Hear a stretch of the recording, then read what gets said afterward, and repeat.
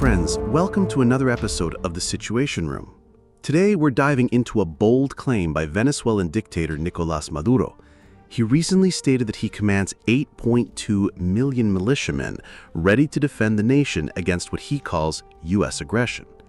An impressive number, but is it real or is it just rhetoric? Before we begin, make sure to subscribe and hit the notification bell so you don't miss any of our in-depth analyses on the events shaping our world today. The origins of Venezuela's Bolivarian militias are not new.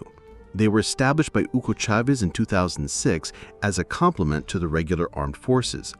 The concept was straightforward: create a parallel popular army composed of civilians capable of mobilization in the event of an external conflict or internal crisis.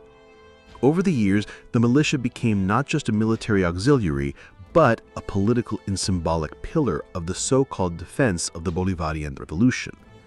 Frequently, it was a rhetorical tool, waved in speeches to reinforce the narrative of resistance against external enemies.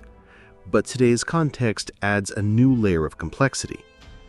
In recent weeks, the United States has intensified military operations across the Caribbean, deploying destroyers, cruisers, nuclear submarines, and amphibious assault ships. Officially, these operations target drug trafficking networks. Yet for Maduro, every movement of U.S. vessels is perceived as a direct threat to Venezuelan sovereignty. In response, he announced the activation of the National Bolivarian militias, claiming 4.5 million already active and another 3.7 million newly enlisted, all supposedly ready for training.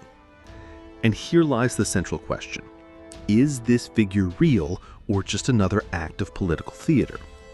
Maintaining 8.2 million militiamen would require an enormous logistical infrastructure: training, weapons, ammunition, uniforms, bases, and transportation. This would create a force larger than the armies of many global powers.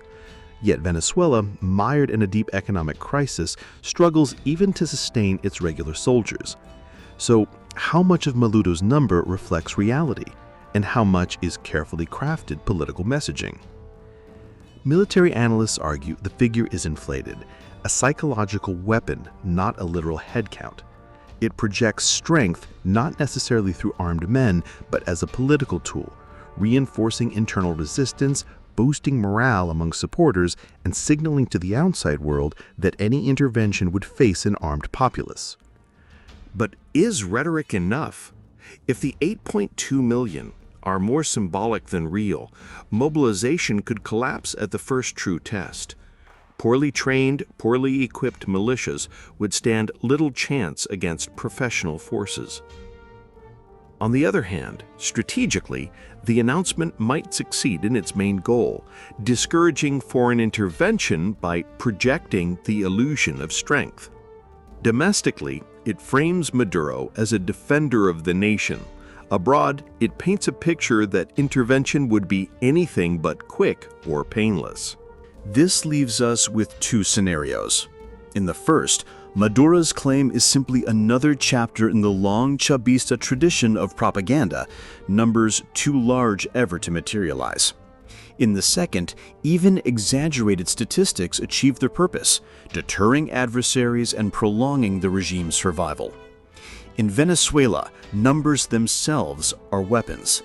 Maduro's rhetoric transforms statistics into battalions and propaganda into a battlefield where perception weighs heavily as reality. The historical echoes are unmistakable. Revolutionary France, early Soviet Russia, Cold War-era Cuba, all relied on citizen militias and inflated numbers to project invincibility.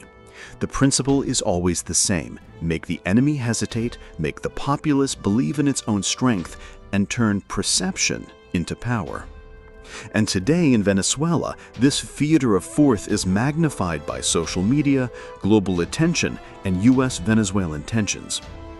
So, dear friends, the ultimate question remains: does Venezuela truly possess millions of militiamen ready to fight, or are we witnessing a carefully staged performance designed to manipulate perceptions, both at home and abroad? Every move in Venezuela, every declaration, every show of force could have consequences far beyond its borders. Understanding the theater behind the numbers is key to understanding the balance of power in the Americas today. We want to hear your thoughts. Leave your opinions in the comments below. And if you haven't subscribed yet, do so now and hit the notification bell to stay updated on our next episodes.